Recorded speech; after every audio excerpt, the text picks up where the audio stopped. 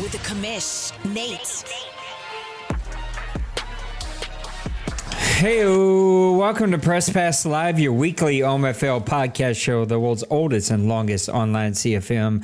Let me welcome in my buddy, the co-host, the commissioner of the Deuce, Mr. Maniac. How you doing tonight, bud?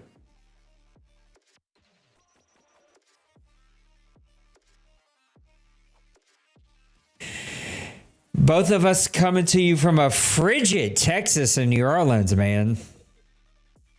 It is cold. The sleet and ice has already started for us. We expect snow sometime overnight and then beginning tomorrow, and then going all day till like 9 o'clock tomorrow. It's supposed to snow here. So not a natural occurrence of a blizzard in New Orleans is going to be taking place tomorrow. And I got meetings all day, so I won't even get to enjoy it until the afternoon. But I do plan on trying to enjoy a once-in-a-lifetime event. Mr. Maniac, are you ready to dive into this thing, buddy? Well, let's take a look right now. Yeah, Randy, I can't even wrap my head around that. So I'm going to let that go ahead and sit with y'all over there because that just doesn't make any kind of sense to me. Let's look at a couple of games that have already happened in week 1, 2, and 3. Mr. Dwayne was going to do this, but he is not able to be here tonight. So me and you can do it. And we can break it down a little bit. Irish making it a game late. I turned it off, Priest, so you have to give us some updates. Let's look at week number 1. We'll run through a handful of games here that kind of caught my eye, and feel free after that to throw in some that caught your eye. Carolina and Atlanta going at it. Carolina with a 35-31 victory over the Atlanta Falcons. Fleury moving over to his new team and getting it straight out of the gate, having to deal with the divisional champ Bird and the Carolina Panthers. That's always going to be a pretty tough ask over there. And then anytime you win or lose one of these divisional games, they always feel like they count as two.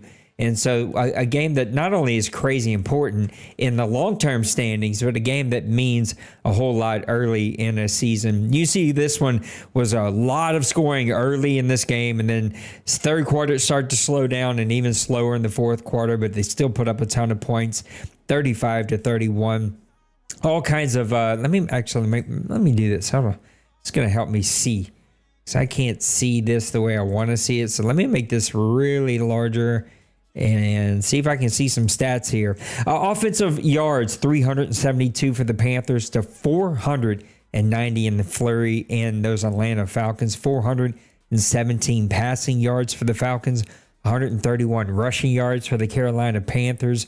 2 turnovers for the Falcons. Red zone percentage was 4 touchdowns for the Panthers. Only 1 for the Atlanta Falcons with 1 field goal and a 30-29 time of possession. Almost absolutely even at 29-49 to 30-11. We'll look at a couple of player stats here. Young with a heck of a day, 2 touchdowns, 0 interceptions. Penix, not a bad day, 417 yards, 2 touchdowns, 2 interceptions, though both guys way over 65% completion percentage.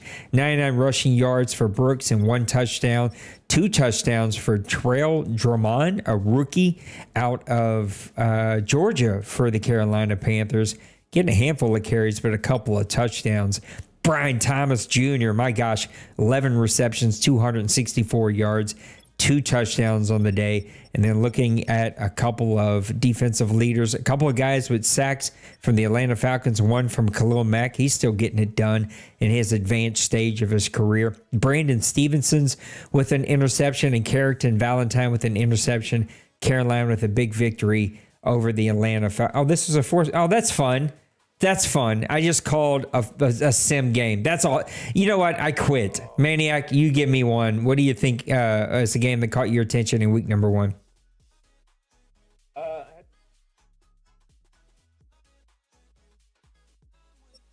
Yeah.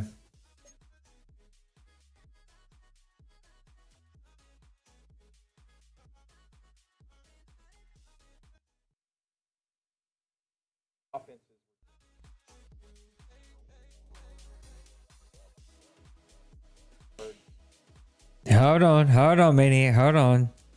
Give me a test. They're saying they can't hear you. Oh, hold on a second. Why? Why would they not be able to hear you? All right, let's try something real fast.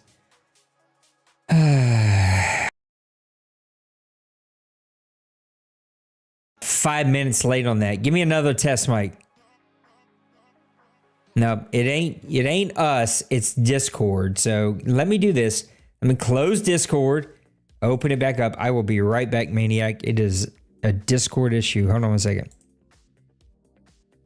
All right, we're going to close that. We're going to reopen that. We're going to say that was a terrible experience. There we go. There. Reconnect. I should be back with you, Mr. Maniac. Give me a test. Test. Okay, there he is. He's back. Don't know what happened, y'all. Discord just said, no, it's not going to work. I'm not going to allow it to work. But they can hear you now, bud. Yeah, so Discord's cold, I guess, also. Very cold. Yeah, the game they're looking at, Green Bay taking on the Giants, and the Giants just represented the NFC in the OMFL Bowl. Played a really great season, and looking at this, the stats, both guys had almost 400 or over 400 yards total offensive yards gained through the game. But the one stat that I would not have guessed ever would have been the turnover battle being won by Priest. Priest has had to tip the hat to you, causing the Giants to give 4 turnovers there. That's really the big stat in this game. And then also Green Bay having a 29-point third quarter, according to the box score there. So that's just absolutely phenomenal. Did look at another stat on the box scores. 0 red zone offensive touchdowns for the Packers compared to 4 for the Giants. So everything was looked like scored from long distance for the Packers in that game. So especially there in that third quarter. Looks like Manning had a pretty decent game. 1 touchdown, 1 interception. He was sacked twice. Givens had a solid game, but still the 3 turnovers there. Went 2 touchdowns and 3 interceptions. But man, both these guys just play really solid, and looking at their rushing attack, both guys like to run the ball, and you can see that from the stats there.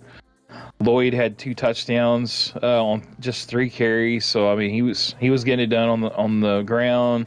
Still got some carries in as well for the Giants. Had a touchdown, so a lot of these guys really just like to run the ball, and these 2 guys did that, and you can see that from the stats, man. And what a game! Again, I had to give it to Priest. I'm going to try to cut it short here, but have to give it to Priest, man, because what a great way to start off your new season, beating the defending NFC champion. Absolutely. A couple other games. We won't touch on them right now, but Tennessee with a 41-33 victory over Cincinnati Bengals. That one's probably simmed twice just because I'm talking about it. Pittsburgh with a 37-31 victory over the Jacksonville Jaguars and Mr. Nicehunger. Vegas with a 17-15 victory over my Saints. Seattle falls barely to the Dallas Cowboys 31-28. A 17 victory against you and the New York Jets. That was a really good game, and another one where I was like, how does Buffalo keep doing this? They just keep finding a way to win these games. The Rams with a 27-21 victory for Mr. Logan before he swapped teams. So a big victory there for those LA Rams. Let's look at week number 2. Couple of games. We'll touch on a few of these. Now let Maniac pick one, and I'll pick one. Maniac, I'll let you go first. Baltimore beats Philadelphia 28-17. Chargers with a 26-20 victory over the Pittsburgh Steelers. The Detroit Lions with a 20-14 victory over my New Orleans Saints. I'm pretty sure I just seen another outside run and maybe a zone defense in there somewhere. I'm not sure. In between the blitzes, Miami Dolphins fall to the Buffalo Bills 27-7. 17. A New England New York Jets game, 55-41. No one wanted to play defense in that game. Green Bay with a 36 victory over the Chicago Bears. Kansas City 38, Denver 35. The Rams with a 26-21 victory over the San Francisco 49ers. Again, right before Logan left that team. And then finally Atlanta with a 28-14 victory over Big Hurt and the Minnesota Vikings, losing to his old team. Which one of those you want to talk about? Definitely want to talk about the Rams and the 49ers. I think both these guys have done great jobs on building their teams. I know the 49ers had a little bit advantage coming into this Madden, with the 49ers being the representative, or one of the top representatives from the NFC. The Rams, not so much. But, man, I had to give it to Logan, building a great team here. And the one stat that I'm looking at, and it's almost like impossible to believe that someone would beat D-Money so badly on the rushing stats, but the Rams, 126 yards on the ground compared to 25 for the 49ers. Just absolutely mind-blowing there. Just really, both guys didn't turn over the ball. And again, you see close games, most of the time turnovers do affect the game, but both guys were really careful with the ball here and stuff. So LA Rams looked like they had a 9-point fourth quarter, which kind of may have solidified the win for them. The quarterbacks here for both teams, Scully, he had 3 touchdowns. He really seems like he's kind of like pushing the passing so far this season with this team, and maybe he's having struggles with the running attack as well, as you see from this game. But Scully was really on point, 18-27, 3 touchdowns. To Tagovailoa, he was 17-26, still really had a good game here, 215 yards and a touchdown, no interceptions. Again, we talk about the rushing stats. Travis hitting in 15 carries, 104 yards, and a touchdown. He was averaging nearly 7 yards a carry. So he was just absolutely dominating the rushing attack. Scarborough only was able to manage four carries for 23 yards. And then Garindo had 6 for 2. That's crazy. That's just absolutely unthinkable from what we've seen from D-Money. So kudos to the Rams for playing extremely good defense.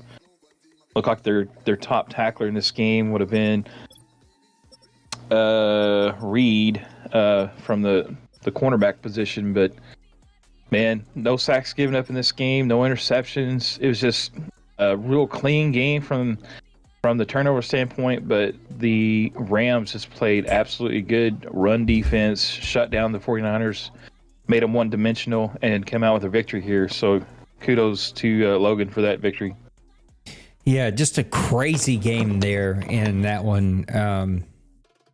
And to watch him give that team up, and walk away, that's to me is even a crazier thing. But he wanted a new challenge. I want to talk about the Jets and New England really quick. An offensive explosion, especially with some of these early Madden numbers. 390 yards for the Patriots, 421 yards for the New York Jets, 104 rushing yards for the Jets, 323 passing yards for the New England Patriots, 18 first downs to 21. And I don't think I've had that many all season long. 5 turnovers for the New England Patriots. To lose a game this close and know you turn the ball over 5 times, that's just got to hurt. 572 total yards for the Patriots. 559 total yards for the New York Jets. The red zone offensive touchdowns 4-3, 14 minutes and 21 seconds time of possession to 21:39 for the Jets. McDimes really was on fire today. 4 touchdowns, 2 interceptions. Rusty Starr, though, struggled. 4 touchdowns, 4 interceptions. The Jets, even though they dealt away their best defensive players, still getting it done on the defensive side of the ball. Both teams doing pretty good in the running game defense. 61 yards for Stevenson, 57 for Hall. Both of those guys each had a touchdown. But Errol Lowry, 12 receptions, 150 yards and 3 touchdowns. He really had his way. And then Scary Terry McLaurin had 4 for 102 and 1 touchdown along a 50. Looking at some defensive leaders, Christian Gonzalez had 10 tackles on the day. Steven Beckton, he is just a playmaker and making plays at right end right there for the Jets with 3 tackles for a loss. And then only 1 sack on the day for Javon Hargrave, a defensive tackle for the Jets, getting a sack on the day. And the Jets with a big-time victory there here early in season 113. Let's take a look at week number 3. Not all the games are in, but some of them are. Miami falls to Seattle 24-34. Houston barely falls to the Jets 48-31. I guess I shouldn't say barely, but just an offensive explosion, which normally happens with the Houston Texans. Indianapolis with the shocker of week number 3, 27-23. Randy and his Colts are back, and they are ready to keep playing ball. San Francisco bounces back with a 17-14 victory over the Denver Broncos. The Giants with the 21-14 victory over the Eagles.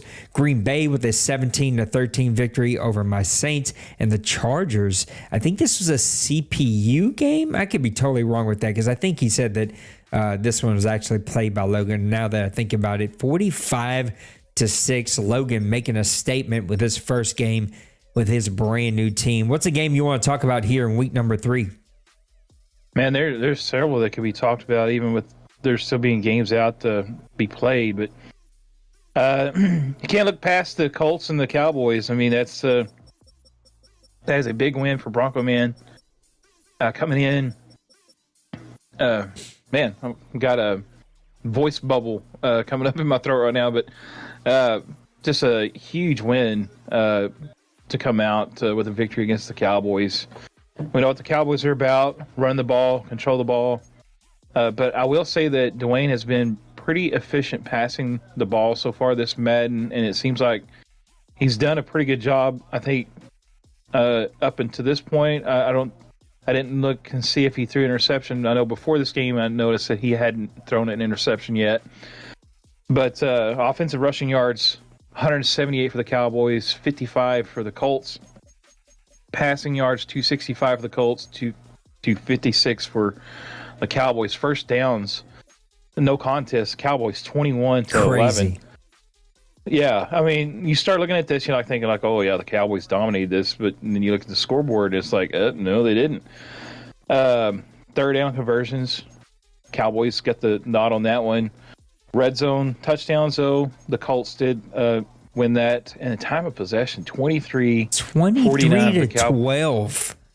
Yeah, when did he have the ball? When could he score? But that's kind of when you start looking at it. It's like, man, when did he have the ball enough to score? But and Prescott, no touchdowns, no interceptions.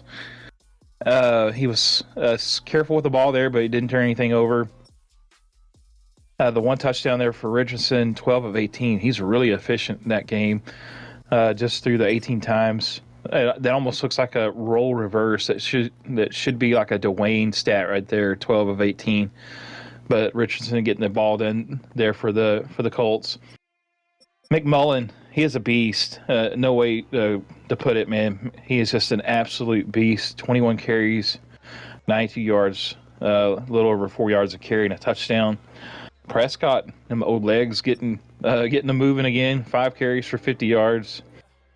Don't see a whole lot from the Colts. Looked like he had his leading rusher was his quarterback. Yeah. So I was trying to see if he actually got enough rushing attempts. I guess if you count the quarterback rushing attempts, quarterback runs do not count. So we're just going to skip right past that one. Jonathan Taylor, though, five carries. I was waiting for it, man. Yeah, five carries for only 16 yards. So yeah, he was definitely not getting any running going on the ground there. But definitely a good game passing. Downs, 5 to be receptions, fair, he had the ball yards. for like 4 minutes. So.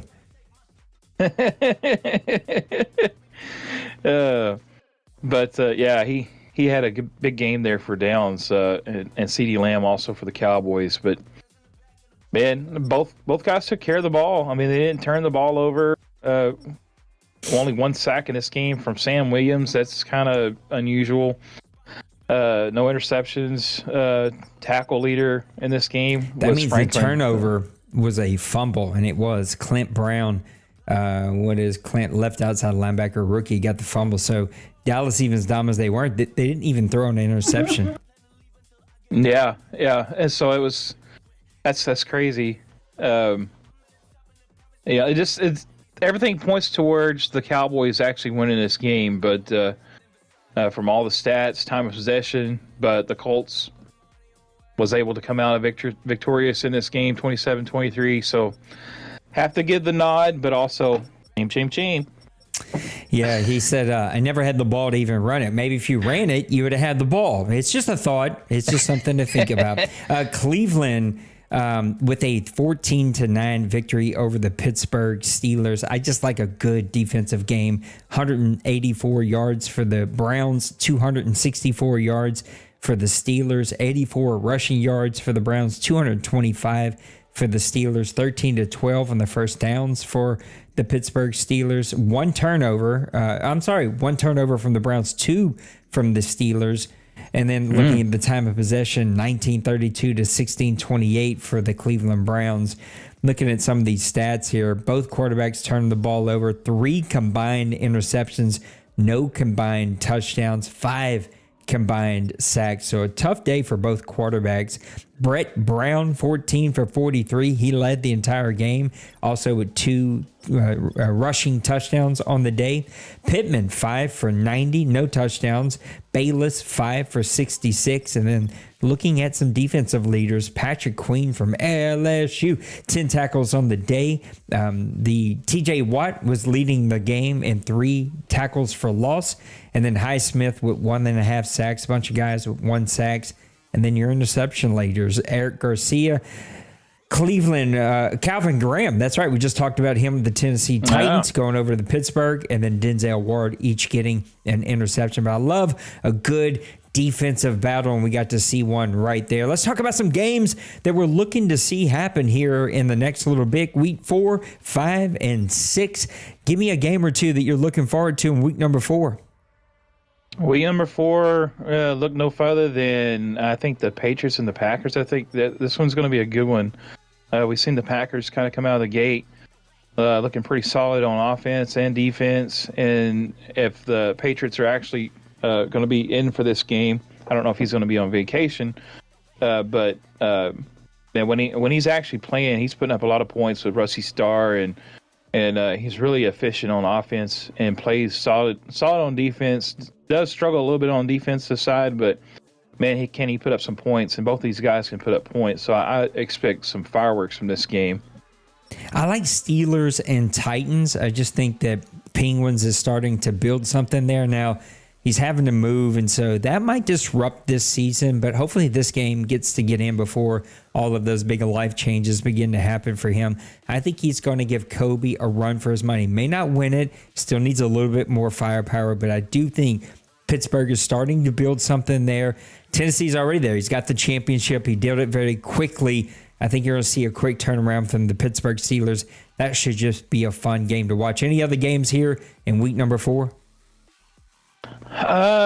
We've seen the Cowboys kind of slip a little bit, and seen the Eagles play a couple of close games. And I know Dwayne has talked about the Eagles always playing really close with Twinkie there, and so anytime you get a division matchup, it's always usually it ends up being a good game normally, and so it'd be interesting to see how the Eagles actually attack the Cowboys at home here. You know, like I said, he hasn't just walked away with every game so far, you know, and he's played games pretty close, and both guys have played games close. I think this one's going to be a good one to watch as well.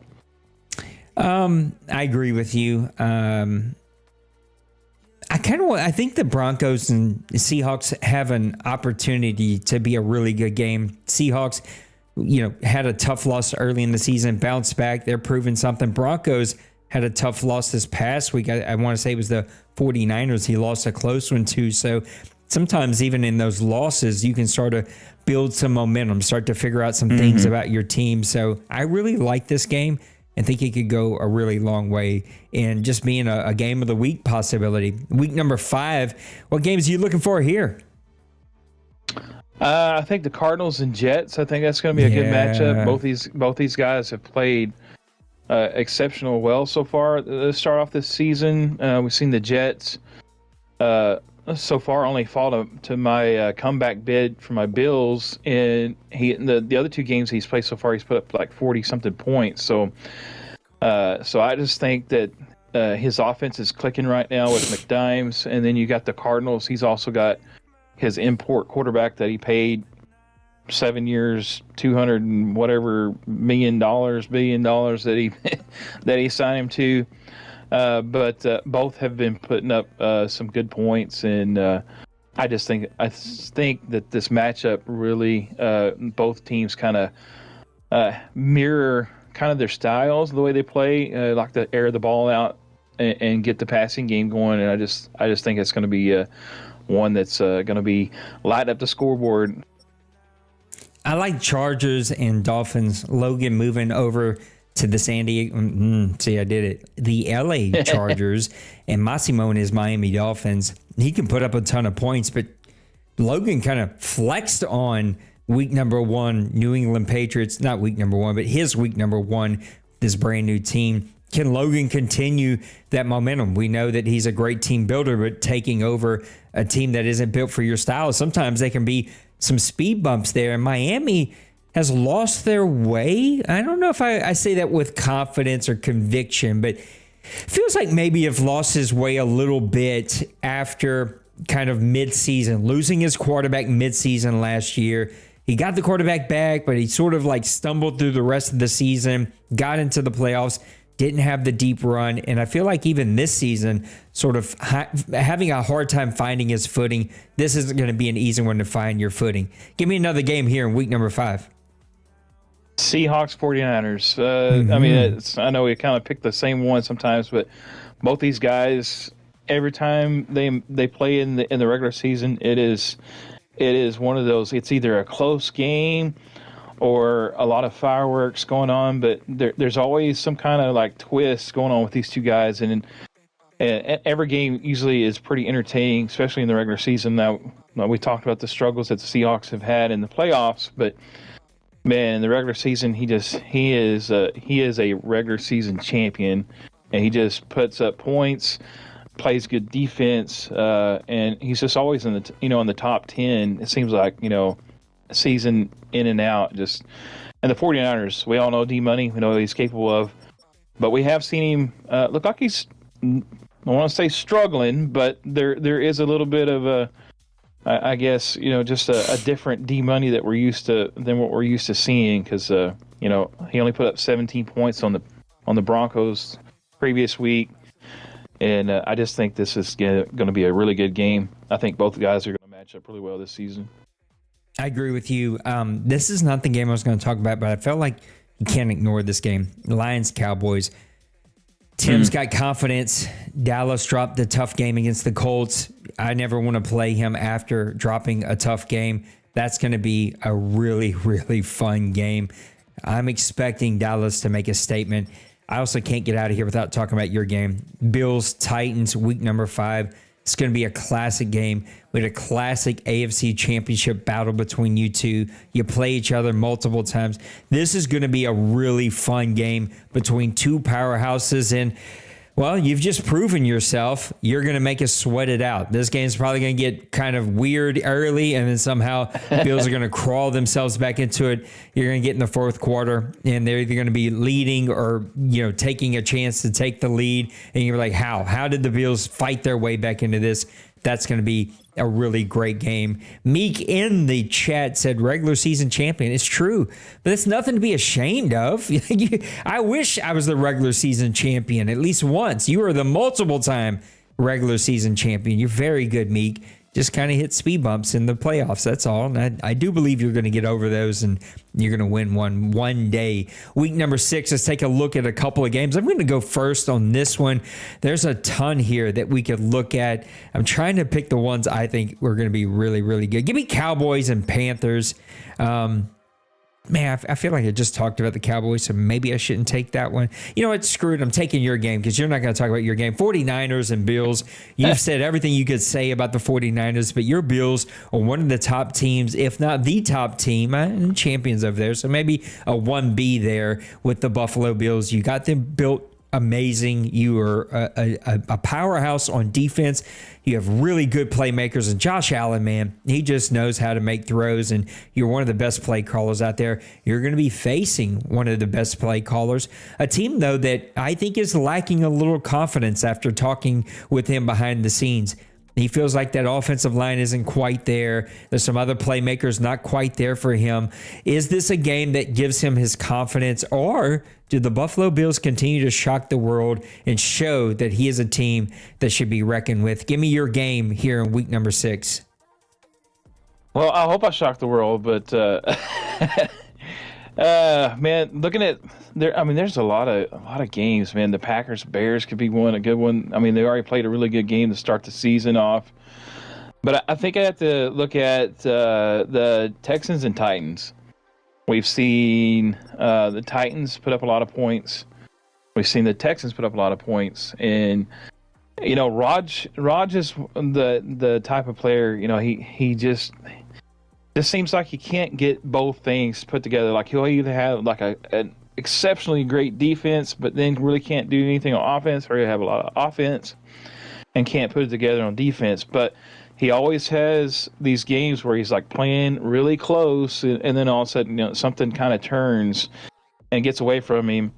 But then he's also proven to have these games, and all of a sudden, you know, he comes out of the thicket here and beats D Money in a game, or he beats Dwayne in a game, or he beats this one in a game, and this could be that type of game here. So, but I just think that both teams, same division again, but I just think it's going to be a really good game. It's probably high scoring because both guys, like I said, they've been putting up like 40-something points so far each game so far this season. So it's going to be probably a good one. All right, last one for me, Chiefs and Patriots. You know, Patriots going the big run, played the champion to the very bitter end. Technically, probably could have stole a game if it weren't for just not being able to stop throwing to that free safety that just made interception after interception after interception. He's going to be playing a Kansas City Chiefs team that can sort of shock us from time to time. Sometimes he takes a step back, but sometimes he steps up and goes on a little bit of a run, and you can never turn your back on the fact that Patrick Mahomes and those running backs and those playmakers at receiver are still over there in Kansas City. This could be a high-scoring game somewhere in the 42-38 range. Look for the Patriots to kind of make another run here and show something in week number 6. Give me one more for week 6 before we wrap it up. I'll take a look at the Vikings and the Lions. I know Big Hurt has kind of struggled so far with the Vikings. I just played him the other day. He played really good. It just seemed like things got away from him, and he's still trying to figure out his team. But I think in certain games, big games, he tends to kind of come out of the shell or whatever. He shows up. And I just think like the Vikings and the Lions are going to be playing 2 games in a 3-week span. So again, I think anytime you have like a division rival, sometimes we all know Madden can seem like it can either help you or hurt you. But it just seems like in division games and stuff, it seems like a lot of the games are closer at times, and I just think the Vikings, if he can get his like running game going and get the things figured out with the new team, could give the Lions a run for their money. It could go totally opposite, but I really see this game being like something like a 20-27 type game or whatever. But it should be entertaining none the least. Now it's time for us to give our predictions, and these are the shows that can always take like 18 hours because we want to talk about every team, we want to talk about every matchup and every potential, and well, you guys are worth it, but we'll see if we can't get through these just a hair bit quicker. I want to give it a couple of weeks before we gave our predictions so we could sort of see how these games are going to start to play out. Let's start with the AFC North. We got the Browns, Ravens, Steelers, Bengals. Browns at 3-0, Ravens at 2-0, Steelers at 1-2, and the Bengals, the biggest shocker for me, sitting here at 0-2. Who wins this division?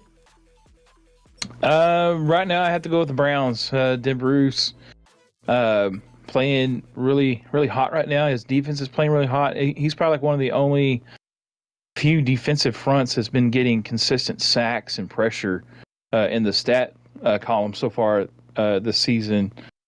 So I just think that's really playing a big part in his game and his team build right now. And I think the Ravens, it's going to be between the Ravens and him. I see the Bengals probably making a push at the end. Steelers, obviously, what Penguins is doing there, but it just ultimately, I think it's just going to be the Browns and the Ravens really battling it out to the end. A biggest head scratcher here's Little Koch and his Bengals. We know that they've built a powerful offense. He's got playmakers everywhere, and yet that's what's failing him so far. So the all Madden jump hasn't been great for him. I do know Little Koch. He will get it figured out. He will go on his run. I'm pretty sure whenever he made his run to the bowl game, it was on all Madden. So I fully expect him to get this thing turned around. Penguins, I think, has built a great defense or in the process of building a great defense, but you can see it's actually the defense that's failing him. He's second in points in this division, 71 points. I think he's still another sort of off-season for making a real run, but I do think once he gets settled in with life and gets one more off-season under his belt, these Steelers are going to be a problem to have to deal with. Ravens and Browns are who it comes down to. I really like the Ravens defense. 38 points, the best in this division, which is pretty good in this division.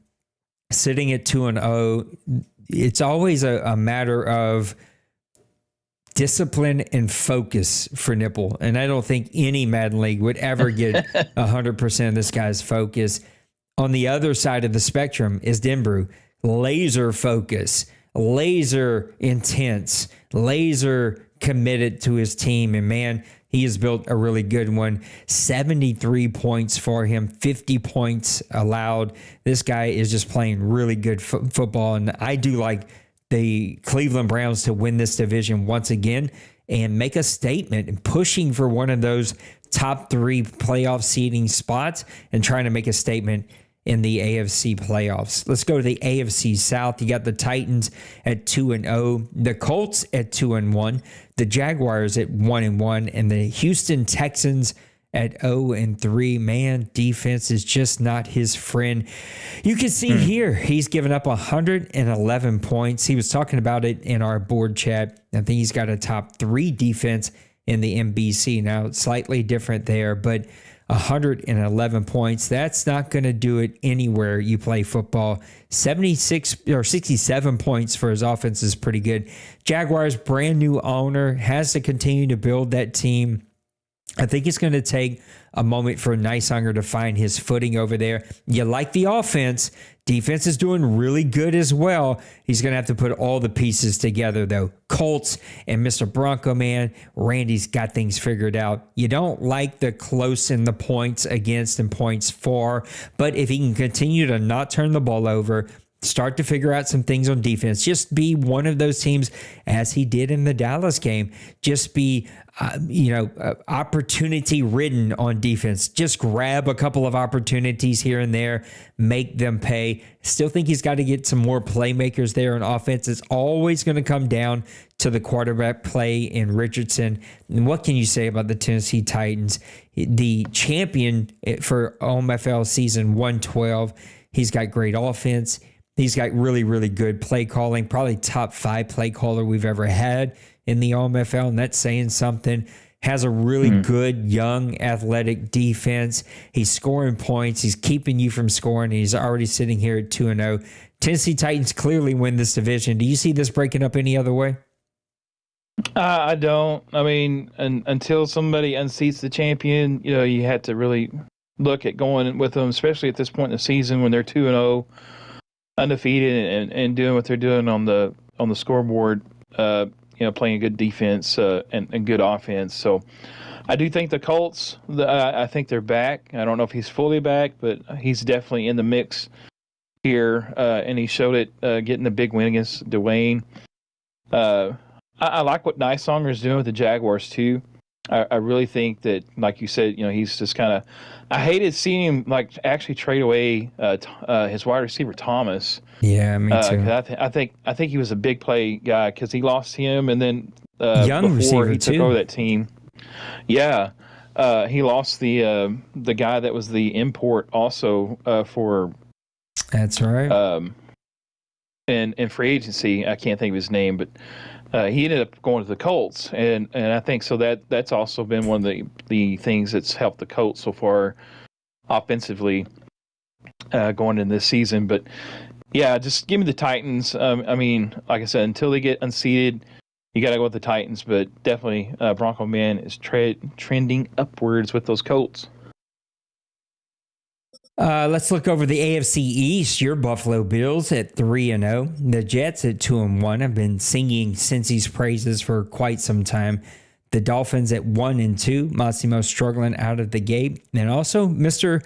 Lost Sniper after the great run last year. Nate went and put up a vote. Everybody voted for it, by the way. No one voted against it, so it wasn't a Nate change. But it has not been nice to Lost Sniper. His Patriots struggling out of the gate at 1-2. Who do you see winning this division? Well, I'm going to go with myself. I hate taking myself. I mean, it's just like, it's like the worst thing ever, like building yourself up, and just seems weird. But so far, man, my defense has been really solid. I mean, I've only given up 43 points. I mean, that can always change. My offense has been kind of spotty, to say the least, so I really need to improve my offense. But, man, the Jets are going to be pushing, I think, this season.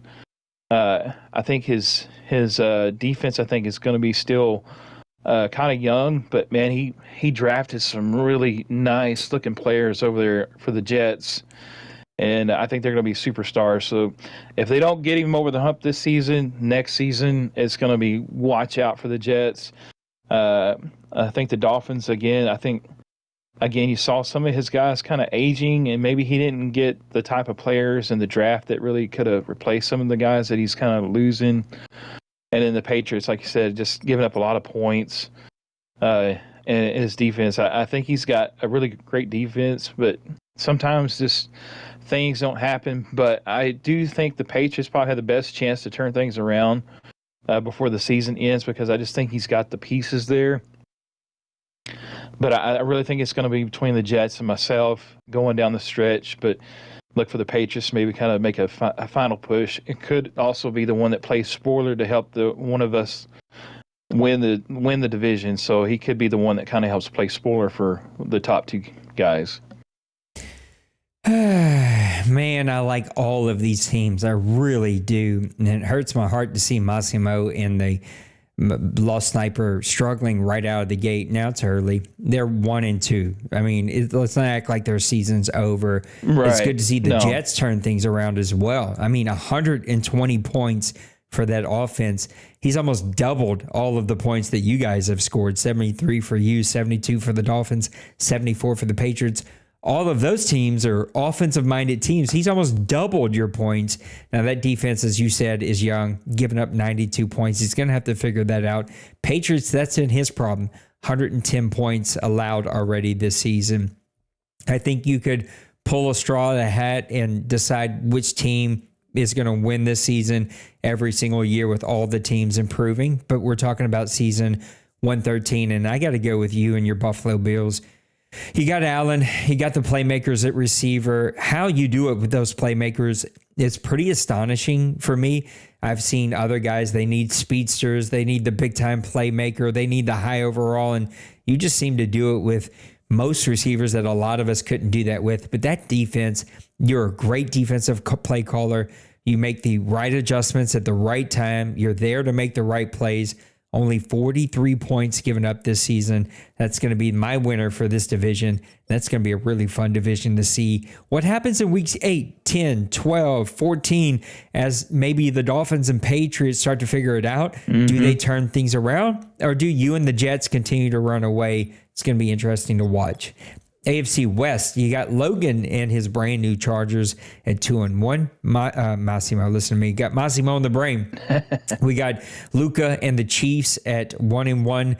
Jay Glaze and the Broncos at 1-2. And I don't know why on my stream the other day I kept calling the Raiders Jay Glaze. I just because they're best friends in my head. It's just like I kept doing it in my head over and over. And now I don't know why, but I'm drawing a blank. What's the Raiders' actual name? Jeez, Jay Bowles. Jay Bowles. See? Jay Glaze, Jay Bowles. I'm all over the place. Listen, it's snowing in New Orleans, so cut me some slack here. Raiders, Broncos, what's going on? I guess you could lump all of these teams in there. This is going to be Chargers all the way with Logan moving over there. He's coming over with a lot of confidence. He's coming over after building a powerhouse team in Las Vegas. He automatically is going to have some playmakers. Pepper was an engaged enough owner that he knew how to build a good team. I mean, he's a long-time veteran in the OMFL. This guy knows how to build a good team, just struggled with the actual play. Logan's got the play down, and now he's not starting with an empty cupboard like he was doing with the LA Rams. All about the Chargers. I love all the other teams here, but this division often has become lately who wants it last. They're just hot potatoing it around. I want to see out of the Chiefs, Broncos, and Raiders, who steps up and makes the Chargers work for it. Raiders showed me something early in this season. We played week number 1, great defense. They now have dropped 2 in a row. The Broncos have dropped a couple of close games, especially against the 49ers. Chiefs have yet to play this week, but also not kind of blowing us out of the water here early in season 113. How do you see this one playing out in the AFC West? Yeah, Logan goes from probably the toughest division top to bottom to probably and no slack to these guys, but probably one of the weakest divisions top to bottom. And because like you just said, we see these guys like who wants to take it, and so he kind of seen the opportunity. I think he's like, I'm jumping ship. The Chargers defense is built really good. The offense is built really good. It's a plug and play for this man. I mean, he comes in first game, if he played the CPU or if he played loss, but I mean, only giving up 6 points or whatever it was, I think. Yeah. Even versus the all Madden CPU, only giving up 6 points, that's pretty amazing. So I just think it's his division, and I do think the Chiefs, they've got a solid team. He's kept that nucleus, that team together so far this Madden. We've seen him struggle with that in previous Maddens. So I have to give kudos to Shocks for that. Broncos, they can make a run. Raiders can make a run. We've all seen them kind of get hot. But I think ultimately what it comes down to is the defensive side. And I think you got to go with the top dog right now in this division is the Chargers. I just think it fits his style. And I think we're just going to see Logan really solidify himself as the top dog here in the West.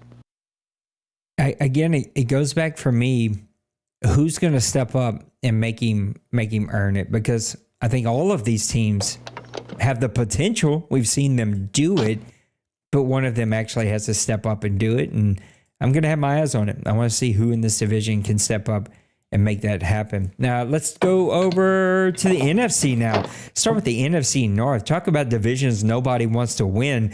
That is no more. The Packers, the Lions, Bears are trying to turn around. Big Hurt's over there now. It's going to be a fun division to see how this one plays out. Now, Big Hurt is a veteran to this division. He used to be Chicago for a bit, really built a great team, have had them in the playoffs. He moves teams around a couple times, now works his way back with the Minnesota Vikings. He's sitting at 0-3, probably another season away before he can compete for the division title. Colin and his Bears, this one's shocking to me, sitting at 0-2. Now, I thought this could be the year that he starts to put all the pieces together. But talking with him, they just haven't come together the way he wants or likes. I'm looking for maybe later this season, he might just start to turn the corner and make a run. Lions and Packers, though, right out of the plate, or right out of the gate, they are playing really, really good football. Packers, 100 points for them, 84 points against them. The Lions, 80 points for him, 40 points against him. One offense, one defense, even though the Lions offense is nothing to sort of stub your nose at. These two teams are playing really good football. I think they're going to come down to the very last couple of weeks, but we've seen this from Priest before. I will say, to his credit, he is staying balanced and committed to the run. He is keeping from turning turnovers and making a bunch of boneheaded plays while still kind of pushing you and making you defend some deep balls. He will blitz you, but he also will play back a little bit, play a lot of man defense. I really like what Priest do, but we've seen him fade. He's got to keep from fading late in this season. Tim, on the other hand, he will attack you. He will kill you at zone. He will blitz you to make you want to pull your eyeballs out. He's going to hit Williams deep. He's going to push you down the field. He's going to move players around. He's going to outside run you 100 times. Like, he is just going to just bombard you on every aspect of the game. And you're going to be like, why can't I stop him? I know it's coming. He knows what he's doing, and I still can't stop him because he's got a great team. He's built a hell of a team.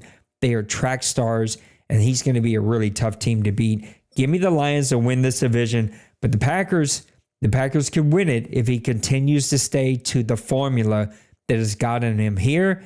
But as we've said before, I think sometimes Priest just kind of gets bored with that formula, and he sort of wants to just start throwing the ball down the field, kind of going back to the gunslinger mentality. Let's see if he can stay committed. How do you see the NFC North coming through the rest of season 113? Yeah, I mean, I think you nailed it. I mean, completely. The Vikings, I think he's still struggling. Only scored 33 points. Just, I think the offensive line is really rough right now too. I think the defensive line is young and got some. He's got some young guys that are not really there, but also got some aging guys too. So it's just. I think it's rebuild for the Vikings. The Bears, I just almost expect at any moment, like there's going to be a snap of the fingers and he's just going to turn it on and rack off 10 straight wins. But he's kind of struggled, seemed like, with this Madden so far. And so he's still maybe like another season away before really figuring things out. Lions, Packers. I mean, it's between these two guys.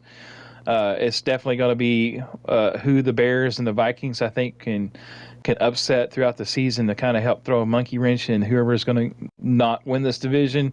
But I think the head-to-head games against these two guys are going to be very important.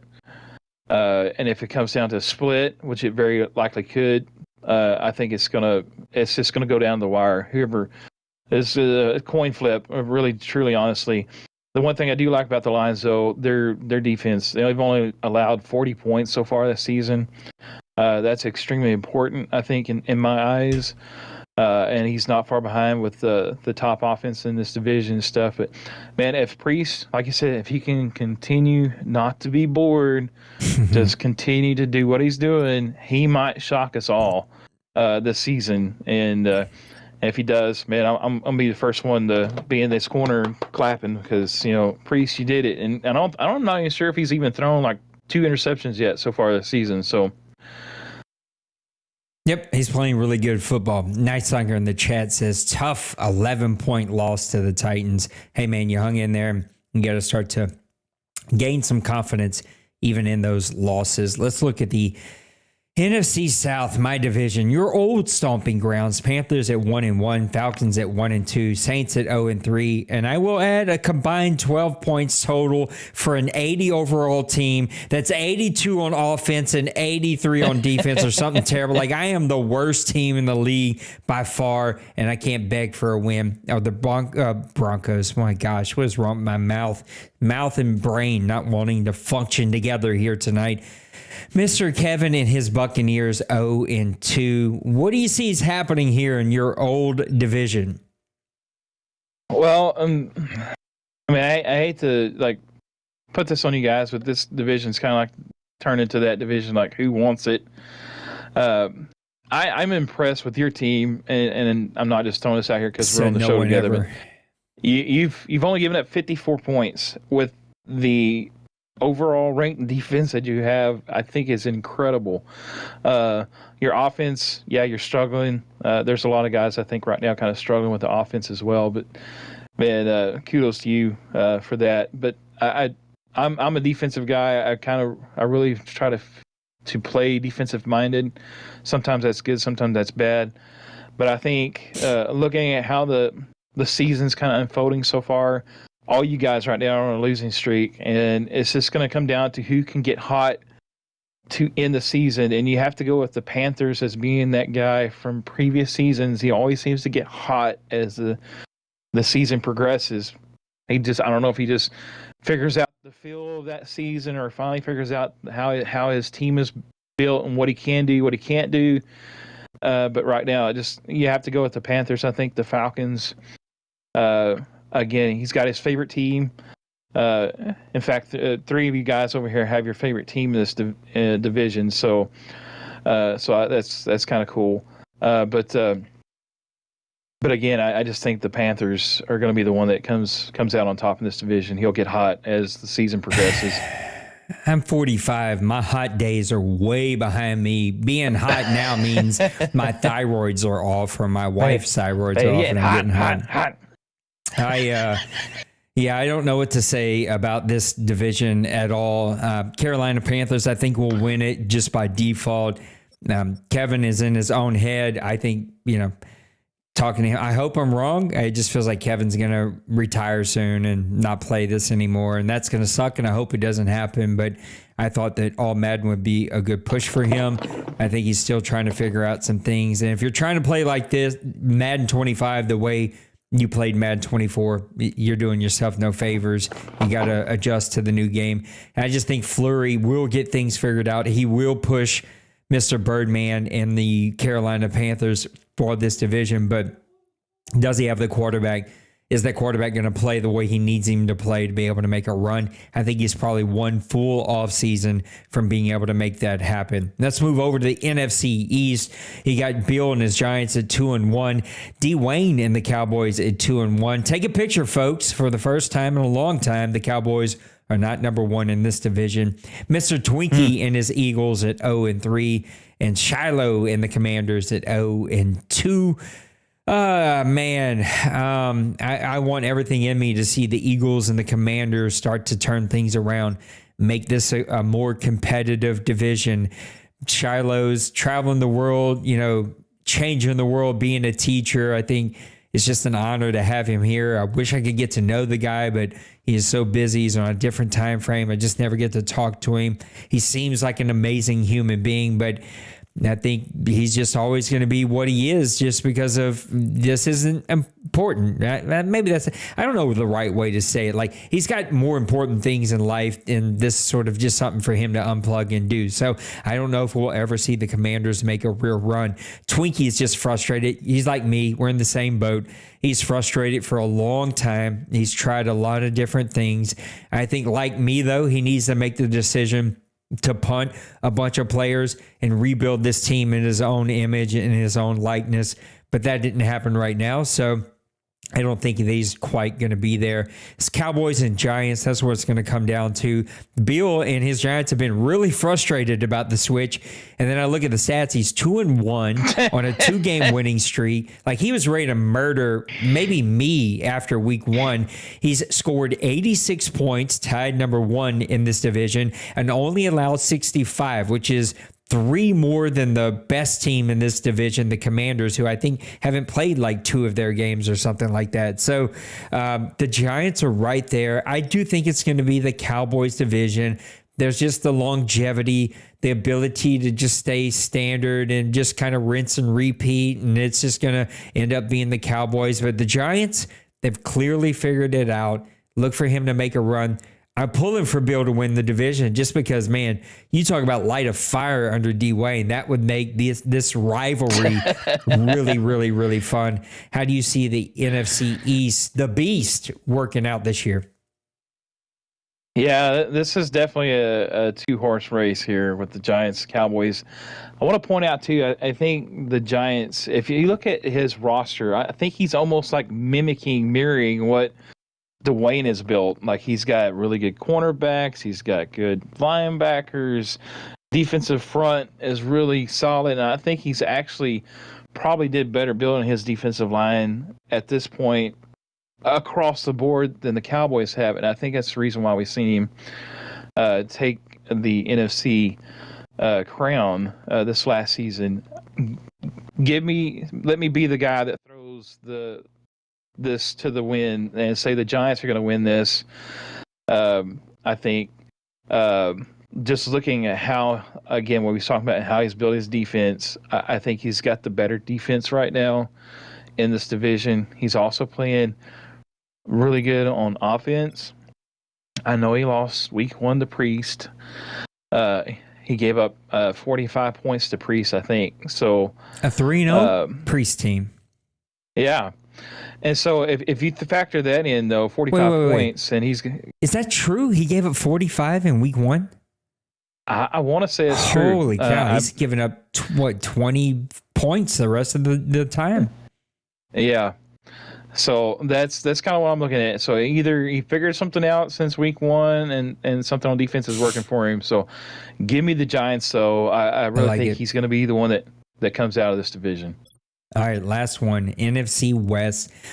A brand new team here in the LA Rams, 2-0, the division leader. I like what I'm seeing, though. 2-0 Rams, 2-1 49ers, 2-1 Cardinals, 2-1 Seahawks. Finally, we've talked a lot about how the Rams and Cardinals were like right there, and they were great teams. They're just in a great division. But now, early in the season, the records are showing that these really are good teams. But we get a brand new owner here with Crazy taking over the Rams. I was surprised to not see any takers for the Rams. I thought for sure somebody would look at that roster and that cap situation and be like, yo, maybe I'm interested. I know Meek's over there and Joker's over there and D-Money's over there, but that's a really good team. I might go have some fun. 49ers, they felt the least confident that I think I've ever seen him, but I do think he's going to continue to win. Joker, a lot of confidence. He's playing ball. He's scoring points. He's making big plays. And then, Mr. in the chat, 2-time, 3-time regular season MVP and champion in the Meek and the Seahawks, man. This is just a fun division. Who do you see winning this one in season 113? Yeah, I haven't seen how Crazy B-Man, I think I said that right. I think you did. I haven't seen him play in a long time. He's inheriting a really real good team. And I think the times he's come in the past, he didn't have such a good team to start off with. It was usually the Rams, but it's usually like after they've been disintegrated and left for dead, and then you try to come in and try to build something up within 2 or 3 seasons, and it just takes a while. But yeah, they're ready to roll. They got cap space, man. They got players everywhere. Like you said, the 49ers are not looking as dominant as we've seen in the past. So I really think if Crazy comes in and really kind of picks up where Logan left off, man, this could be one of the more exciting divisions to watch going down the stretch. I mean, I think even if he comes in and he's not real strong with that team, even just the fact that you got the 49ers, Cardinals, and the Seahawks was going to make it one of the more intriguing. They're all kind of right neck and neck. They're all pretty much like scoring the same points. I know a couple guys have got more games, but and they're all playing pretty solid defense as far as points allowed per game. Looking at the stats, so I mean, you got to say man, this could be a coin toss up here. Give me the Cardinals. I think they're going to kind of maybe put things together and shock everybody. They're on a 2-game win streak right now. And so he's putting up really good points on offense. He's played really good on offense and taking care of the ball so far with his this change in settings, and also point out too that Joker plays a lot more on all Madden, so he may be more accustomed to these settings going forward for at least this season. So I think this is his shot. What's up, Kobe? If Logan sticks with the Rams, I'm probably taking the Rams to win this division. The confidence level makes me hesitate on the 49ers. The Cardinals, I just have not seen consistently beat the 49ers and the Seahawks long time. And so it hesitates picking them. I got to go Seahawks and Meek. I just think he's beat the 49ers. He's sort of owned Joker and the Cardinals. I think he's going to win this division. Crazy's the wild card. I have no clue what to expect from Crazy. If Logan stays there, sorry, Meek. Sorry, everybody else in this division. I'm picking him, but he's not there. He's left. Have no clue what to expect from Crazy. And it would be astronomical for Crazy to step into a team not built for him in arguably the toughest division to ever exist in the OMFL and win it. Like, that sounds crazy talk. Give me Seahawks and the Meek to win this one. All right, let's go ahead and wrap it up with this. Just give me your prediction for OMFL Bowl 113. Who's in it and who wins it? Man, it's so hard when you start thinking about, like, at this point in time, who's going to win it and who's going to get there. I mean, you have to look at, like, kind of like where we've been in the past, and you know, I could throw some shakeup in there and say, well, it's going to be this team, that team, but I really feel like the Titans are going to be back. And then the NFC, I think it may come down to, since Logan now has gone out of the NFC, I think it's going to come down to really, like, maybe possibly Dwayne, and looking at Meek and Bill, I think, from the NFC side. So it would not shock me at all to see Bill make a return, and we might even have a replay of this last OMFL Bowl game. So give me that. Give me the rematch between the Titans and the Giants. I'm sorry. You put out some interesting characters over there. My wild card pick would be like Packers Chargers. That would just be crazy, like how this happened. In my head, though, is saying, give me the Cleveland Browns. I think Denver's quietly building a powerhouse of a team that he can make a run with. Of course, Tennessee, they're, to me, a shoe-in.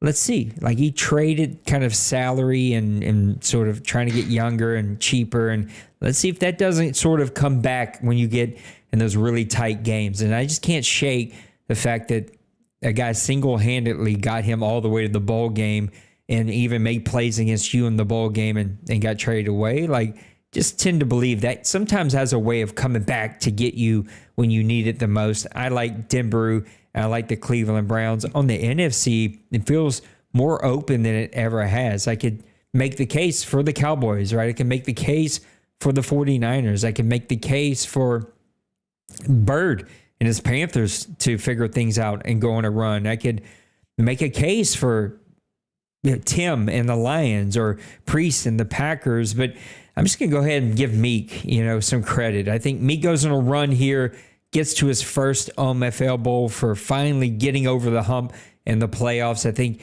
that bulletin board material's printed really large and framed and on the wall. The players see it every day. They slap it as they walk into the locker room.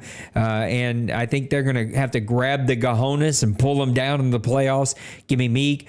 Give me Denver. Cleveland versus the Seattle Seahawks. That'll be a classic game for 113. And I think Denver wins his second OMFL Bowl here for season 113. Who wins yours? I don't think you gave me a winner. No, I didn't. And give me the champs to be back-to-back champs. Give me a crazy winner. I'm going to go ahead and take the Chargers. Crazy winner. Jets. Jets absolutely shocked the entire league and I mean, he's the top offense right now. So man, if he gets any semblance of his defense figured out, man, he's gonna be something else to stop. Yeah, I totally agree with you. Crazy pick. is the Green Bay Packers. I don't think it'll happen, but you know what? Let's throw it out there. All right, let's open up the OMFL mailbag really quick. And we're already an hour deep on this show, over an hour deep on this show. And even though we're having a snowstorm, I still got to get up and go to work in the morning. So let's see if we can't get through a couple of these. What has been your favorite and least favorite thing about the All Madden Switch? That's a good question. Favorite thing's been DB reactions. Like, it's good to see DBs actually react to the ball. I think that's probably one of the better ones. So far for me personally, like my team, as far as like pass rush and stuff, I haven't seen an uptick, and actually I've seen a decrease. I have no sacks on the season whatsoever. So I don't know if it's just guys just getting rid of the ball like really quick against me, but last year I was like one of the top 5 in sacks, and I haven't gotten one yet. So I'm getting thirsty for a sack.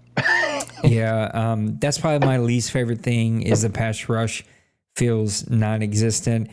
And I can't be a gauge for that because my offensive line's absolutely terrible and poo-poo. And so I'm giving up sacks upon sacks upon sacks. But we may make some slight adjustments to those.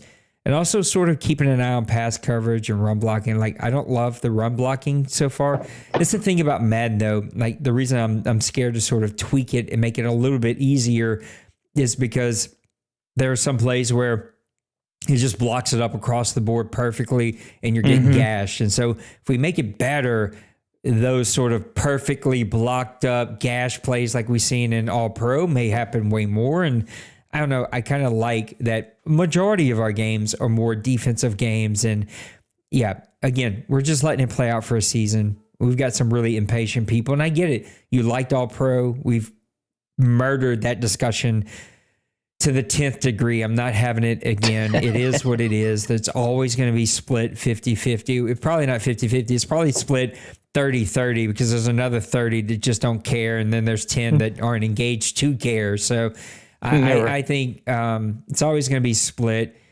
There's a long period of time where we were all pro league. There was a long period of time we were an all Madden committee.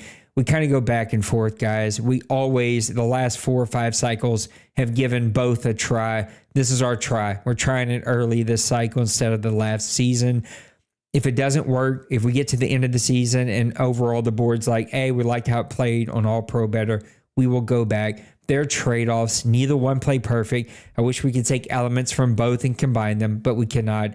So I'm moving on. Any other things about your favorite or least favorite thing? I mean, just I think the least favorite thing is just these I guess the division that it causes. I mean, it, like you talked about and stuff. I mean, it's good just point like by you. It seems like it brings the worst out of everyone, and I even try to catch myself, like, you know, because I'll be like, you know, underneath my breath, like, man, this is just, I hate all Madden, you know, but that's just kind of just the way I've been, I guess, because I've played so much on All Pro, but I'm also like, you know, I can't be that way. I've got to be more open-minded. And I think really, truly, honestly, like the thing you have to watch with All Madden compared to All Pro is, like, I think the sliders, and we don't touch the sliders that much, so that's a good thing. But I think they're like to the 10th, like so much more, like it's just one little slide too far one way, it can go like crazy. And like you're talking about the run blocking and different stuff, it can make those certain plays that are almost unstoppable be unstoppable, you know, going one way or another. So again, like I said, just the division it brings and stuff is the worst, I think, in it all. That is such a good point by you. And I'm just going to go ahead and say it. You want to say something that immediately gets under my skin? Tell me, well, me and name any other 3 people in the league think that such and such league plays better. Like those, like, behind the back side remarks that like group up that people have, like, oh, it just gets under my skin. And yeah, it's like, guys, I don't code the game. I don't work for EA. I didn't make it. I'm making the best with what I got. And some of you are going to like it, some of you are going to hate it, some of you are going to be mixed, some of you are going to be in between. We're trying our very best here. And I hate that you like another league and feel like it plays better. But I have proven it too many times. I don't know why I'm getting off on a rant on this, but you bring up such a good point about the division, and it does. It drives me nuts. Like, that's probably the thing I've hated the most. But we have literally matched settings of other leagues, and they play completely different. I can't explain it. I can't tell you why. I'm just telling you it is more than sliders. It is XP. It is how teams build their teams. It is how players progress. It's how stats go that lead to progression. Like it's momentum. It's morale. Like there's so many things that go into it. And I've gotten a lot of remarks about how the NBC plays way better and we enjoy it way more. And then I go like, this is not a shot at the NBC, but like it's 80% CPU games. Like you can't compare the two, fellas. It's not, we're comparing apples to pineapples. It's not the same over here. Maybe that's a stupid thing, but you get what I'm trying to say. Like we're comparing fruit to cars. It's not the same thing. And anyway, we're doing our very best here. And I made this comment to Maniac, and I think I've made it on the show before, and then I'm moving on because I've spent way too much time on this already. But Maniac shared a guy that I started following because I was interested. I'm always interested to learn who's out there doing stuff. I'm always interested in guys who test things. And there's this guy out there that like, he's probably trying to make a name for himself, but he is, best Madden settings ever. And he literally releases a video every 3 to 4 days that are brand new and updated. I refuse to do that. I've done it with Maniac for 10 years. I've done it with Joker. I'm telling you, not Joker, Roger. I've spent many of a 1, 2, 3 a.m. nights with me and Roger online playing slide adjustment, go play some more, slide adjustment, place, and just like, I'm not doing it. I'm not chasing our tail. The game is the game. We're going to stay right close to 50. I'll give you 5 one way or the other, and we're going to leave it alone. And it is the best that we can. So anyway, I just, I agree with Maniac 1,010%. I hate the division. I hate when the chat gets snippy. I think all of us sort of can say things. For 100%, I know Maniac and I have done it to each other where we say things and it reads like you're a jerk. Like you sound like an a-hole right now. Like you're such an expert. You got it all figured. We all do it to each other. I hate when I read that stuff. And it's like, there is no perfect solution. If there was, we would have found it because I'm just telling you, there are a lot of great humans out there and there are a lot of commissioners that do way more work than I do. There's nobody that has a community with a group of people that is committed as this group of people to make Madden work. There's a better way doing it. We would have found it by now. Yeah. I mean, there's plenty of minds here that have either ran leagues or there's guys that's always willing to do stuff, but again, and I have been victim of this and done this before in the past. And the best thing is, if you're feeling something, don't post it in the chat. Just and don't go ranting in Nate's PMs, either DMs or whatever. Think about it. Take a few weeks, and if you've got a suggestion, like put it down to where it's like not like condescending, but say, hey, I've done some of this. I've played in other leagues. This kind of works a little bit different. If you get an opportunity, hey, check this out. It might help. It may not. But I'm passing this along, and I know you're trying your best. Just the way we're tactful on things can make the huge difference. And believe me, I'm 45 and learning still as I go that sometimes even with the best intentions, I may not, when I'm typing something, I may not be even thinking or feeling that way. But then after somebody reads it and they're thinking, oh, like he's a freaking jerk, and then after I go back and they said something like, oh yeah, that does kind of sound jerkish, so just be thoughtful of things like that, because we've had our discussions before, Nate and I, where texting can get you off into left field when that's not what you intended. And the best thing is, if you got something really coming up, say, hey, let's just chat. Let's have a conversation. I've got some ideas. If you're able to have a conversation about it, I have some ideas, or I would like to pass some thoughts along to you. And just look at it that way, and let it go. I mean, if we post in the chat, things, it goes to left field way too quickly. Most impressive or disappointing rookies. I don't have Neon Sports pulled up where I can do that really, really fast. And I also think it's early. I think it's really, really early. No quarterbacks are impressing me. A couple of running backs, though, you can see here. Brett Brown for the Cleveland Browns, already 200. Oh, gosh. I just realized Brett Brown for the Cleveland Browns. Good luck with that one. 51 for 279. I remember Brett from the draft from Alabama. He's already got 4 touchdowns on the season. Jerome Mayberry for the Tennessee Titans. That's going to make him dangerous. 36 for 264. We talked about the one missing piece for the Tennessee Titans was maybe running back. He goes out and he's got a number 4 running back in the league already. Nothing at receiver except for one. There was one rookie receiver that really caught my eye. Where'd he go? Right here. Devin McCullough. I don't know. He's got 13 for 258 and 2 touchdowns for Bronco Man and the Colts. Defensively, there was a couple of interception leaders. One that really hurt my soul. Britton Staley for the Jets has already got 3 interceptions. And then this one really hurt my soul. Devon Avant, the guy that went after my cornerback, who has dropped 2 pick sixes, has no interceptions, has gotten burnt repeatedly. Cannot wait to send him to the 49ers after this season. He's got 2 interceptions already this season. Sack leaders, there was nobody that really jumped out. I think there's one guy for the Titans, maybe. I could be wrong. Nick Simmons for the middle linebacker for the Vikings. He's not a leading or top leader in tackles for losses, but also sacks. Anybody else? Greg Best. That's who it was for the Tennessee Titans. Already 2 sacks on the season. I think it's really, really early. It's probably more of a week 8, 9, 10 question, but any rookies impressing you or depressing you?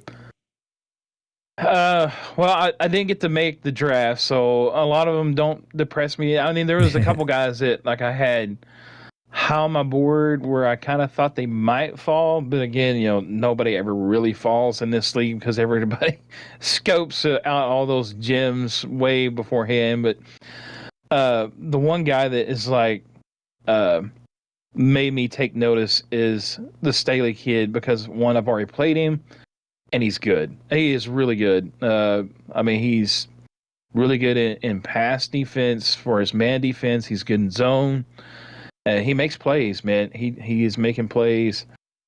And that would be the one. I really didn't dig into this really. Like you said, it's kind of like one of those things. Like you look further down, and then the other one that I've played would have to be Nick Sims for the middle linebacker for the Vikings. He had 13 or 14 tackles against me. He uses him quite a bit, but that dude was in the backfield and all over the place. So we don't see too many stats from rookie quarterbacks. So I think this might be a year that rookie of the year for the offensive side and defensive side is not going to be somebody from, like the big type of players that we're looking at. The cornerback, the linebacker, I think, are going to be some that we're going to be talking about for a while now. But I think the one big spot, though, that is said, the quarterback, I don't think there's going to be anybody that's going to be really coming from that position. I think that position was pretty weak. But overall, I mean, from week 4, I don't know if there's anybody really disappointing yet. And so, but I think that's going to be an interesting subject to talk about, like week 8, 10, going into late in the season, because there is some guys that's got some potential.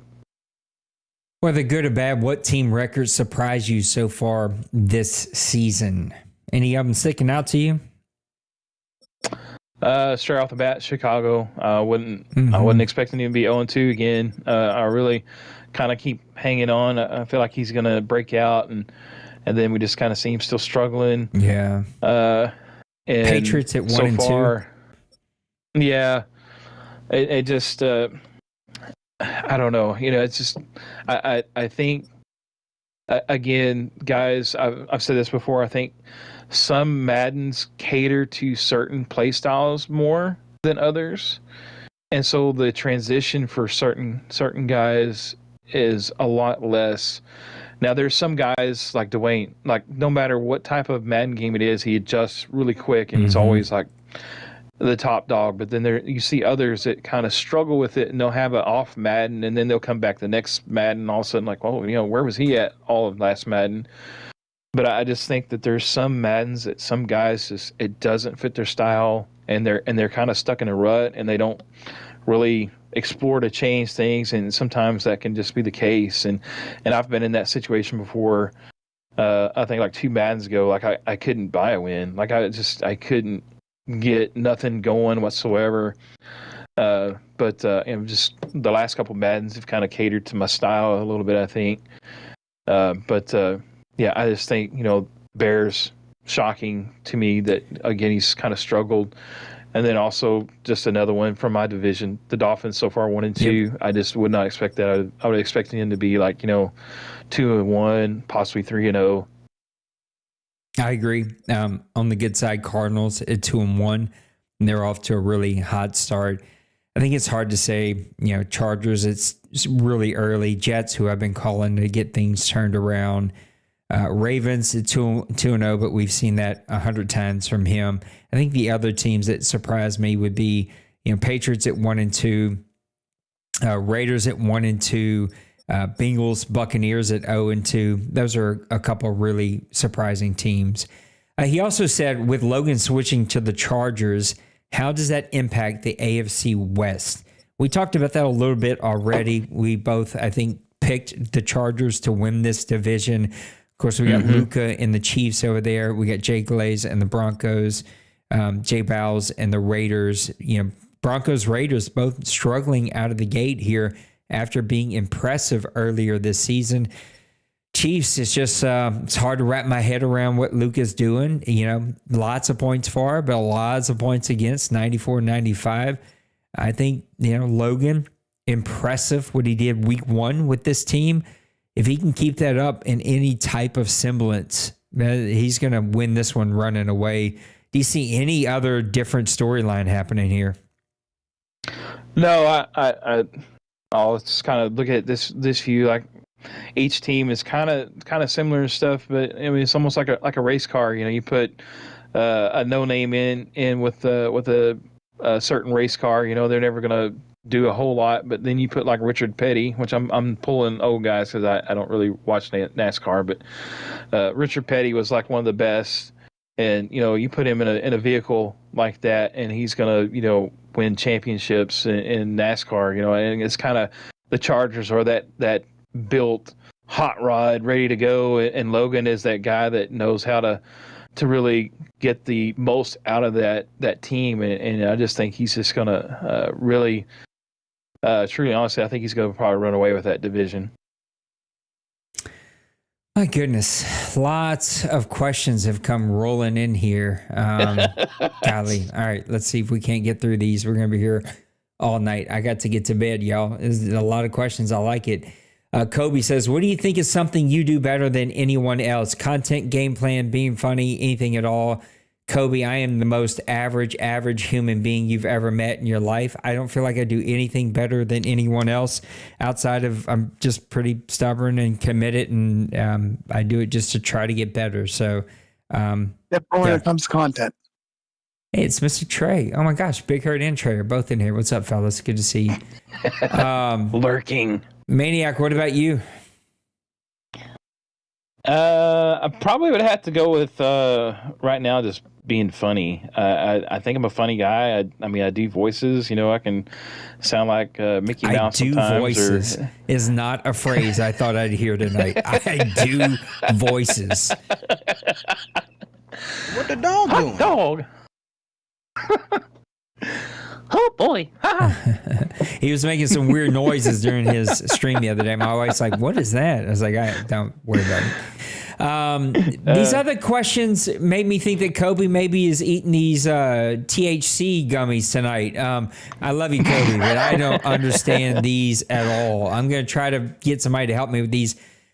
I'm reading them verbatim here. Which player on each conference's predicted number one seed is the most important? Holy cow, I think I just had a brain aneurysm. I'm guessing he's saying what teams do we think wins the number one seed? And I think I'm understanding what Kobe's saying here. Okay, explain it to me, Trey. He's asking you guys, of the two conferences, Right. you guys' projected number ones for each, who do you feel is their best player? I would have never got there, bro. I wouldn't have got there if somebody held my hand and bought me a train ticket to get me there. I would have need the Hogwarts train to get there. There's no freaking way I'd have understood that at all. I would have need some THC gummies. Holy cow. I don't know. My number one seed is going to be Kobe and the Titans, and then Meek and I don't even know. Meek and the Seahawks, and who are their best players? I have zero clue. I can't even tell you. I don't know. I'm going to interpret it different. So I'm just going to say what I'm interpreting. So I think he's maybe saying like, who needs the number one seed from each? That's what I thought maybe too. But you're right. But the player thing and anyway. So I think what team feels like number one seed is most important to them. I kind of feel like this is maybe like a question kind of geared towards, since the Buffalo Bills, when I had stole the number one seed from him last season. People do not like going and playing your Buffalo Bills. They want me to change rules because of that. Yeah, Denver hates it. Preset in chat. Next question. Wait till we get to the next question, Priest. I'm going to need the Kobe whisperer to come explain this next one to me too. I would take Buffalo and Meek. I think those two need it the most. Yeah, I would agree. Okay, here we go. Whew. Jesus, take the wheel. Alternatively, oh God, help me here, Trey. Alternatively, is the best player on a team who finishes at the bottom of the league just as capable as those guys previously talked about? Holy shit. Trey, what do you think he's trying to ask me there? I got nothing. Oh my Lord. Kobe's in chat. Kobe, go take a nap, brother. I think you might have a concussion.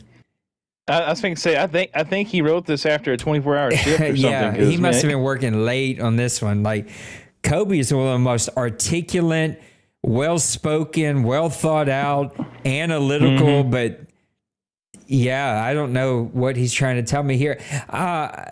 Okay, so it sounds like Trey was right. He's asking about player. I don't know. I don't know teams that well. I just don't. I would assume it'd be the Titans. It would be a defensive player. If it was the Seahawks, it'd be that quarterback. He's got White, pretty good.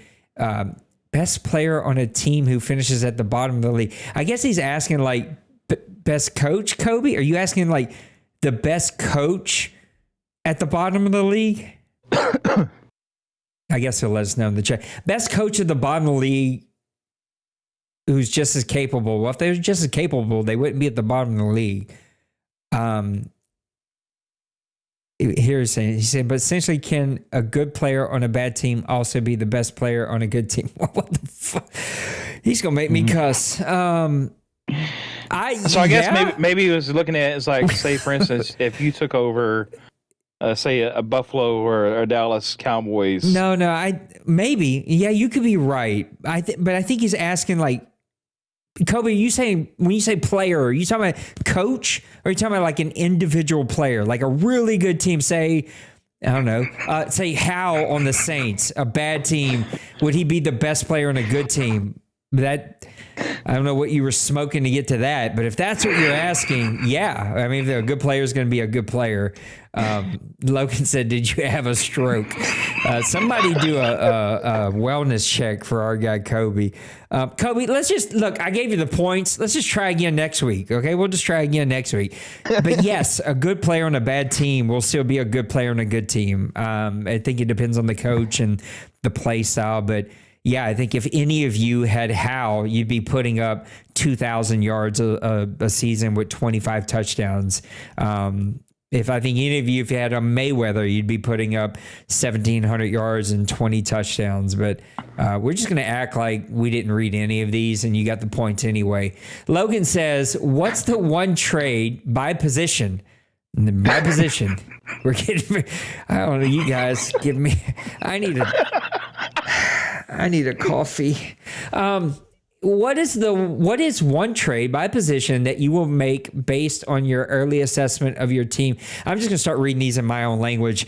Basically, he's asking me, after playing a little bit of this season, what's one trade you'd make? Name it by position. That's really important for Logan tonight to make a playoff push. Logan, it would take me to have an entire team traded to me. So that's the one trade. I am the worst player in this league for the last 2 cycles. So I don't know what to say. Maniac, you're the only guy that even knows what the playoffs smell like. So I'll let you answer this one. I don't know. I guess if I had to grab one guy right now that I need, probably another better offensive lineman somewhere to fit on the offensive line, or maybe another top wide receiver or something like that. That would probably what I look at. And then there's always the one and only Nipples. If Mark Andrews was standing in front of you, would you use your left or right hand? Will God forgive Mark Andrews? Yes, he will forgive him. He forgives all of us, but I will not forgive you for this question. You do not get points. All right, Big Hurt. He's got 3 of them. Who is the... I'm going to be up all night. At 45, I can't be drinking water this late. My God, y'all pulled it out of me. I've had to drink water. I'm going to be up all night pissing. Big Hurt says, who is... Why do I need to read this 8 times to get through it? Who is the OMFL's Chiefs in real life? Just that statement alone hurt. I understand what you're trying to say, but that statement alone, worded that way, I want to kick a kitten. Basically, who is the OMFL's version of the Chiefs in real life? 7 straight AFC title appearances. Who's dominant team here? Come on, Herd. I love you. I know you're in the voice chat here. Come on. I'm giving you credit for... You guys have got... I'm going to stop giving credit for these type of questions. You know who is most dominant. D-Money, D-Wayne. Next question. Do you have anybody else you'd add there? No, I mean, that's exactly what I was going to say. D-Money, D-Wayne. I mean, they're there every time. I mean, look, the Kobe's and the Cincy's at times and the Maniac in times, those teams are in the conversation, but start to finish in the last 15 years of this community, it's those twos for sure. Who is the OMFL's season 113 Commanders in real life? The team that's 12-win team with that would be Shiloh. I don't know why you had to ask that question. We have an owner's list. You just go to it and see what everybody is. No, he's saying a team that all of a sudden turns it around that nobody sees coming. I feel like I've been singing his praises for a while, but the Jets and potentially the Packers if he stays off the ganja and doesn't get bored. Yeah, the Packers would probably be my definite number one. He's been in the basement for however many years, and all of a sudden he's kind of coming out of nowhere. Which we've seen him start 5-0 before, and then all of a sudden the wheels fall off. But I think you have to go with the Packers, and then also the Patriots. I think are kind of another one that could easily, go on that run. We saw him do that last season, made it to the playoffs, and it hadn't been in the playoffs in a while. And so I think that you have to look at those guys. I think also Colts are another one. Yeah. I mean, he's not too far away from being removed from good call from being in a bowl game, last Madden, but he's struggled so far, and now he's in the thick of things. So I think you asked this question to the most two boring guys. I guess I've never actually asked this to Maniac, but I assume that neither one of us actually drink adult. Oh God, I need a gummy. I need one of these gummies. Neither one of us, I think, drink adult beverages, at least not often. While watching an OMFL game, do you prefer a brewski, a mixed drink, or what's your drink of choice? I'm just a boring fellow with water, so that's about it. Even though after tonight, I might fill this with whiskey and see how that goes. 'Cause this is a tough one to get through these questions tonight, y'all. We need to get Grammarly. Y'all need to get Grammarly. Sweet it's tea, free. man. It'll help y'all out. So Maniac is a sweet tea drinker. I'm straight water. That's about all I drink. I'll sprinkle in some lemonade every now and then, or that's about it. About the most spiking of my drink is going to be if I put lemon in it. Dr. Pepper for me. That's hilarious. Little Dr. Pepper spiking. I might spike it on the floor after playing some of y'all. I suck at this so bad. Kobe's Kush. That sounds like that could make some money somewhere. I like that. Oh God, let's put a bow on this show. I got to get to bed. It's 11:30. It's freezing outside too. I got to go see if it was sleeting a while ago. Go see what's going on out there. Put a bow on the show, Maniac. It was a good show. It runs along as normal, but man, some of these questions was crazy and funny at the same time. So no offense to anybody, but man, that was a good chuckle, and glad we got the season going. Be patient with the All Madden. That's funny. Remember, we're all human, so. Yeah, that's funny. Some of these guys make it sound like I make personal decisions. Like I go, how can I piss this one guy off as much as I can? Oh, I know what I'll do. Just for him, I'm going to do this. Guys, we were just having fun with the questions tonight. The questions are great. You guys are doing awesome. I love the interactions. But who wants to listen to a boring show where I just sound like a robot for 2 hours? So we're just trying to have some fun tonight. Keep the questions coming. Also, look into Grammarly. It might help you, some of you. It's a little Grammarly. It's free. I use it because Lord knows I'm half retarded, so I need all the help that I can get. I don't know what to say. I suck at this game. I feel you. I'm frustrated, just like all of you. But Raj always motivates me. This guy, also doesn't win a ton here, but yet every single season is just like steady Eddie, Mr. Positivity. He's active in chat. He doesn't threaten to retire. He doesn't threaten to come over and slap your wife. He threaten to sue you. He, doesn't say you cheated, even though I've seen some serious FPR against me the last 2 seasons. You guys play me. You got to tighten it up a little bit, all right? You playing the commissioner here. I think overall things are what they are. Let them play out. Let's see how it plays out. I'm not making any judgments. It's also hard for me to make any judgments because I am the worst player and have the worst team literally in the league. And I just made that decision to hit the reset. My team's very old, and so we finally hit. Kamara retired and Demario retired and Matthew semi-retired. Like all these guys got really old and really expensive, and I just had to do what I had to do. And I didn't draft well, and guys draft better than me every single season. I got to figure that out. I put a lot of work this year into the draft, like more than normal. And yeah, I still didn't draft well. So I guess I started asking for a cheap. Right now, telling the whole league, when it comes to Nate's pick, let him pick, guys. I'm advocating for when we're doing the show that you at least have 5 minutes to make your pick, because you're so sidetracked. I mean, you don't even know what's going on because you're trying to talk about everybody else's stuff. You need at least the opportunity to stop and really focus on your pick. And I think I appreciate that. I think that's a disservice to you and to the community as a whole, because we're rushing you through and you're providing all this content for us and stuff. I think it's the least we can do is like let it pause, let Nate make his pick, and then we'll roll. I also think Madden's made it crazy easy to kind of find what you needed, and I don't know if I got many excuses this past year. I just didn't draft well at all. I haven't in this whole sort of cycle, but we'll see how it plays out. How'd the national championship game go? Is it over? Where are we at with that? It is over. Last seen on my phone, it looked like Ohio State was there. Guys, baby! There you go. Well, it was a good game. It looked like Notre Dame tried to make a game out of it. So congrats to them. Guys, stay safe. We've got this winter blast. We are going to get 6 to 10 inches of snow in New Orleans. And I'm just telling you, that's never happened in the recorded history of the world. Big Hurt, negative 17 degrees. I heard Minnesota's negative 25. I can't even wrap my head around that. Stay safe.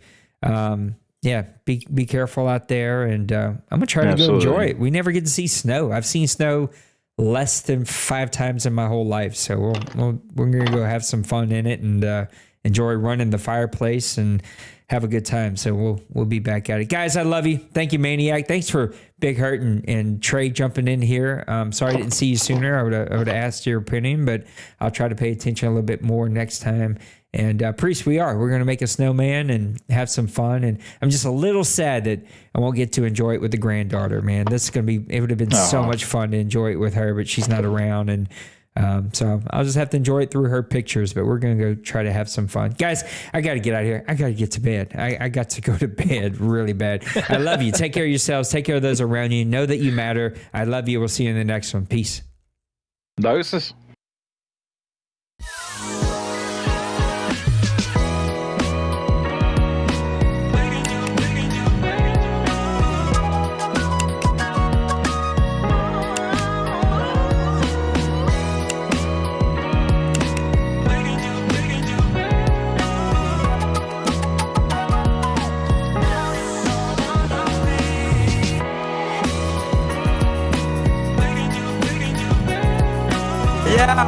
Smash that like and subscribe.